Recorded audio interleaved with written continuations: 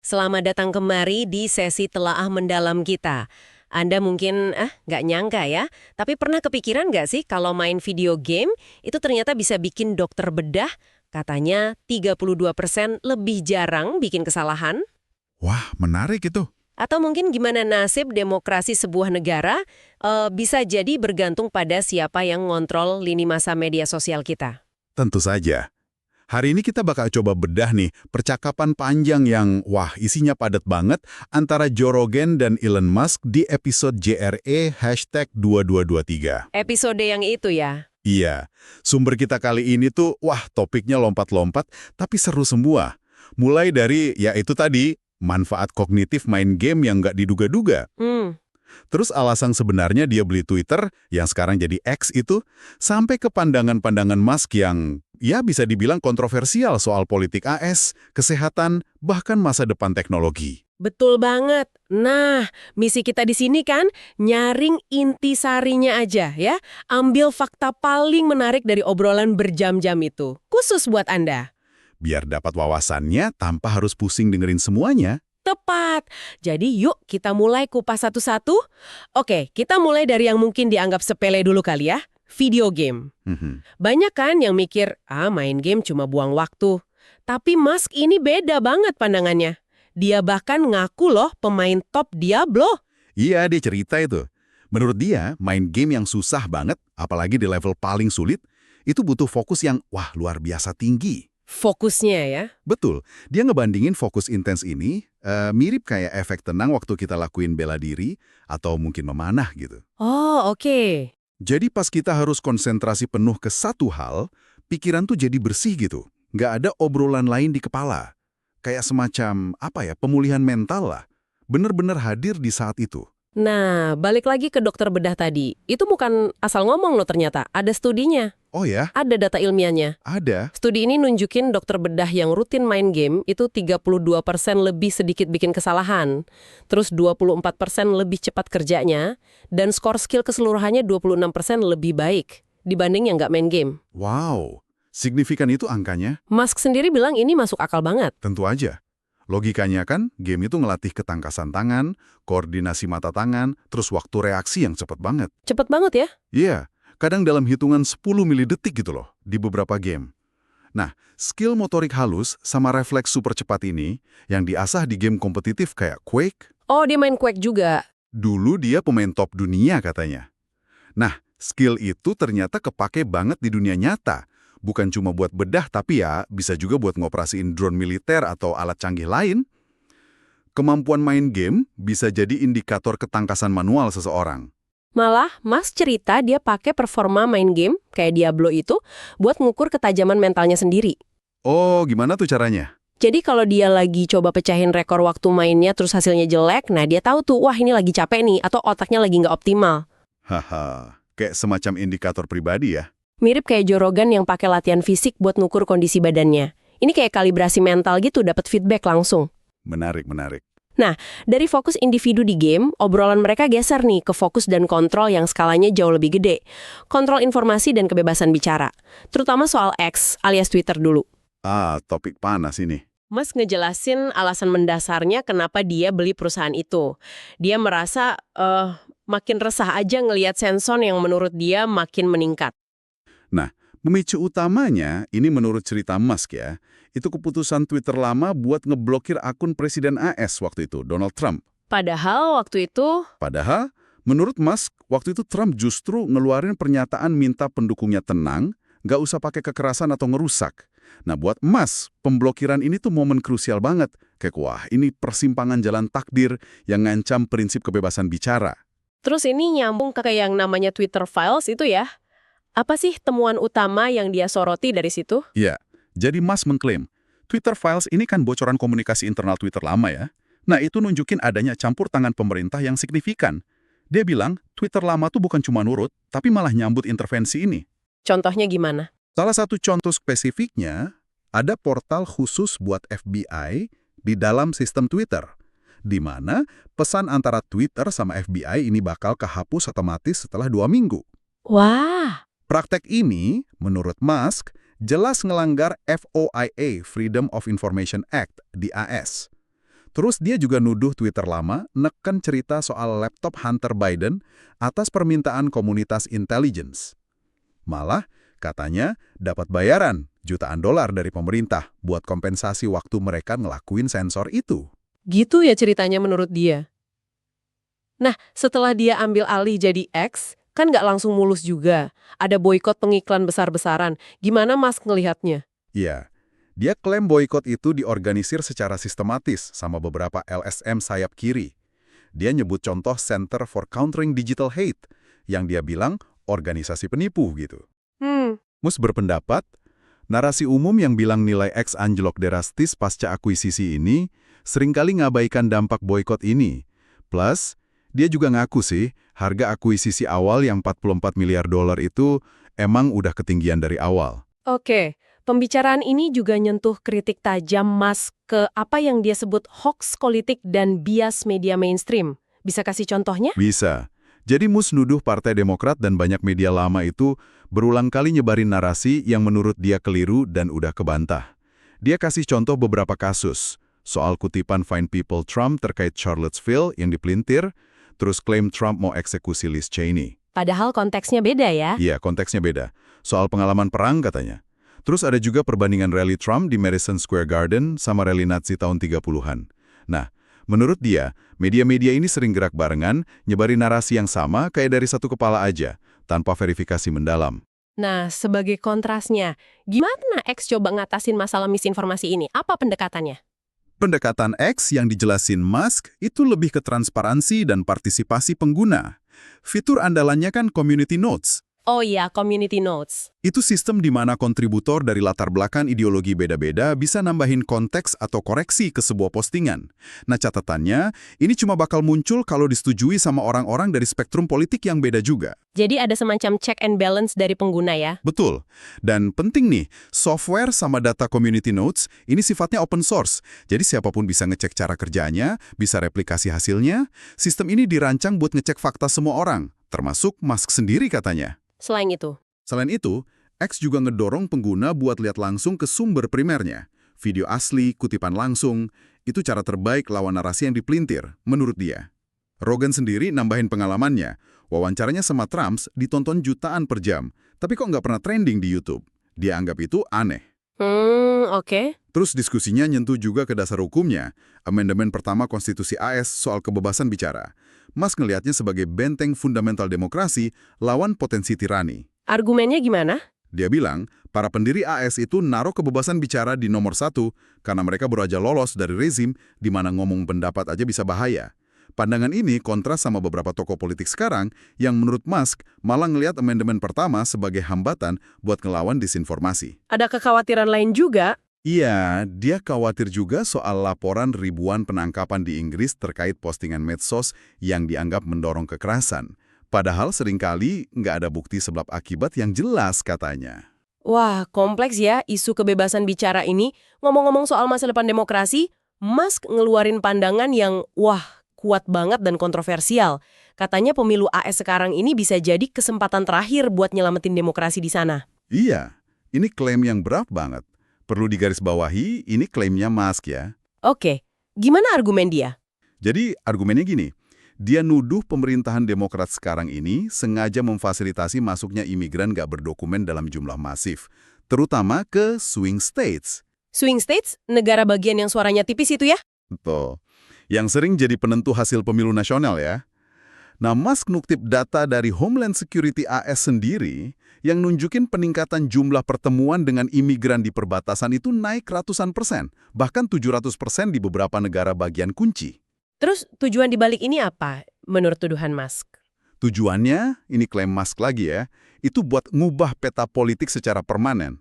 Logikanya dia gini, kalau satu swing state margin menangnya tipis, misal 20.000 suara, terus dimasukin 200.000 imigran baru ke situ, yang negara bagian itu nggak bakal jadi ayunan lagi, bakal solid ke Demokrat.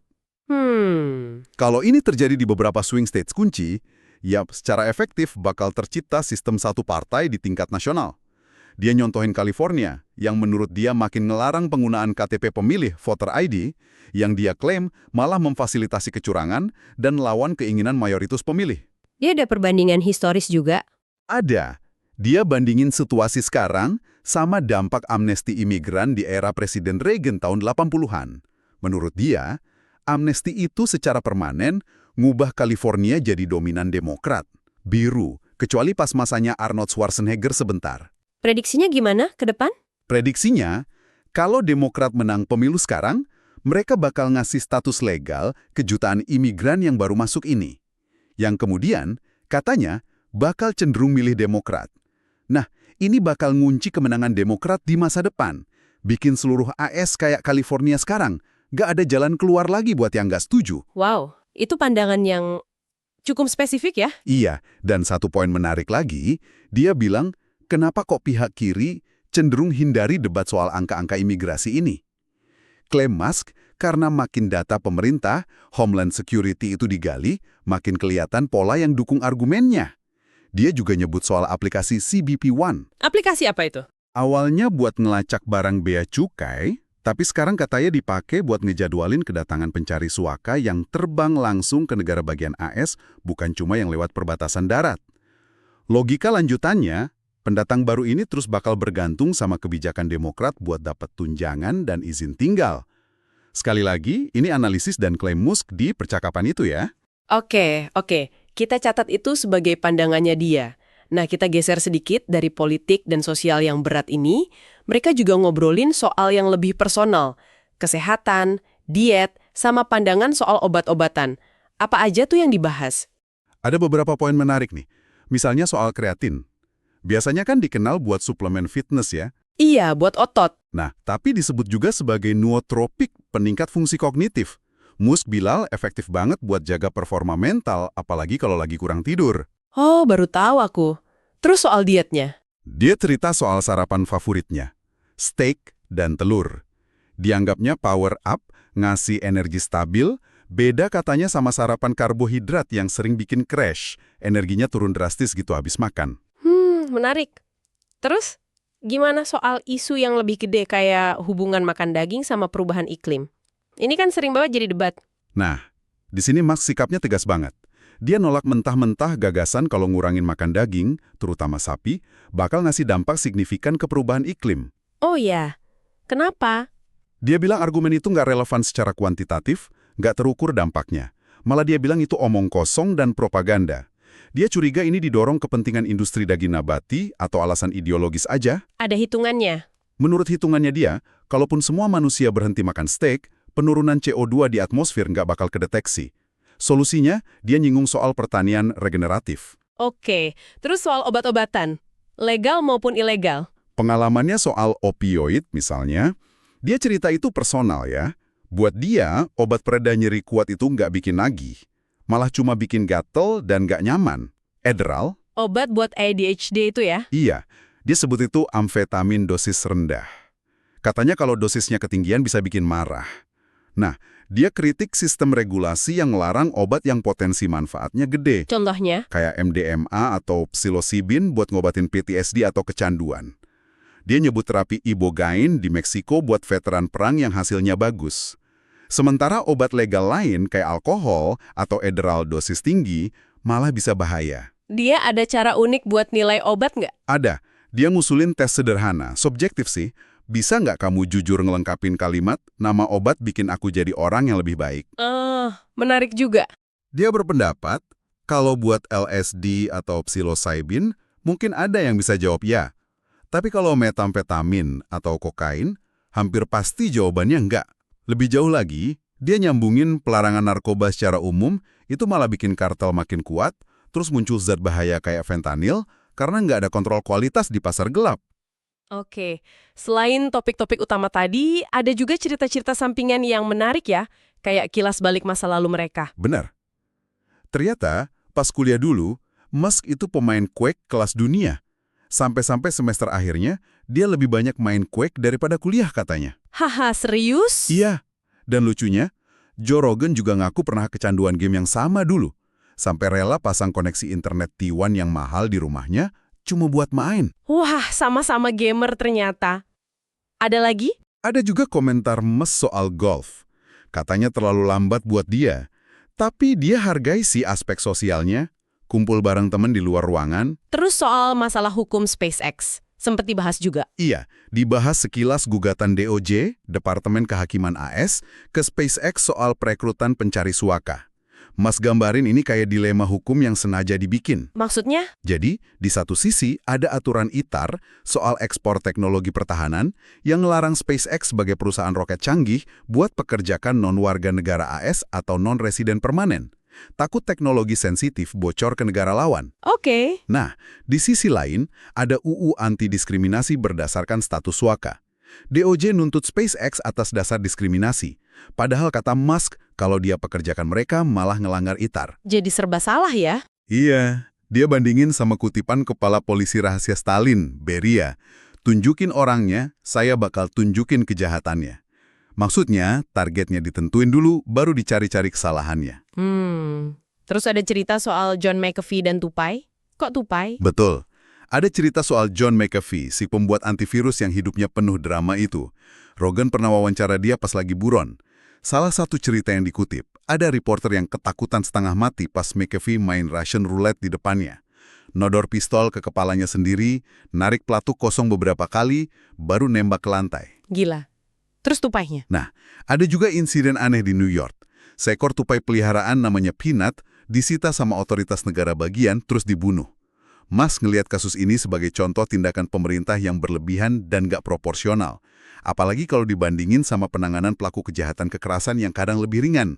Wah, ada-ada aja ceritanya. Nah terakhir, soal masa depan. Apa aja prediksinya, Musk? Ada perkiraan yang lumayan bikin kaget sih. Katanya, dalam 20 tahun ke depan, jumlah robot humanoid bisa jadi lebih banyak dari jumlah manusia. Waduh. Ini langsung nyambung ke diskusi soal potensi UBI, Universal Basic Income, dan tantangan yang lebih dalam. Gimana manusia nemuin makna hidup kalau AI dan robot bisa ngelakuin hampir semuanya lebih baik dari kita? Pertanyaan besar itu. Soal Tesla bikin ponsel? Katanya itu cuma bakal terjadi kalau Apple sama Google udah terlalu mengekang, jadi penjaga gerbang informasi yang buruk. Terus dibahas juga soal Starlink yang bisa kasih koneksi internet di mana aja, termasuk di pesawat atau daerah terpencil. Ada potensi koneksi langsung ke ponsel biasa juga nanti, walau mungkin bandwidth-nya terbatas awalnya. Luar biasa ya cakupannya. Jadi dari satu obrolan panjang ini kita dapat banyak banget spektrum wawasan. Mulai dari manfaat nggak terduga main game buat skill profesional. Sampai perdebatan sengit soal masa depan kebebasan informasi dan peran platform kayak X. Terus analisis tajam walau kontroversial ya soal arah politik Amerika yang katanya di persimpangan jalan. Hingga refleksi soal kesehatan pribadi, diet, dan implikasi teknologi masa depan kayak AI dan robotik. Tepat sekali. Telaah mendalam ini kan tujuannya ngasih Anda, pendengar kami, jalan pintas buat memahami kompleksitas isu dan perspektif di sumber aslinya.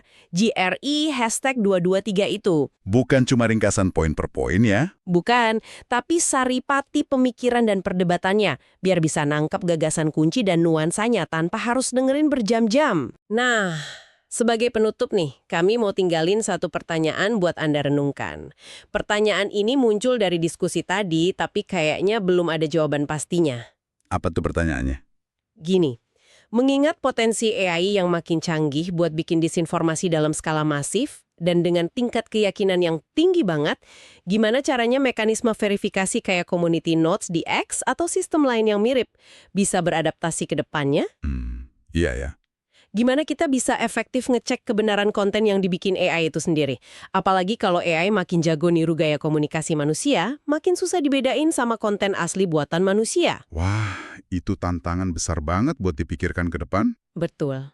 Oke deh, terima kasih sudah menyimak sesi telaah mendalam kita kali ini. Sampai jumpa di eksplorasi sumber-sumber menarik berikutnya.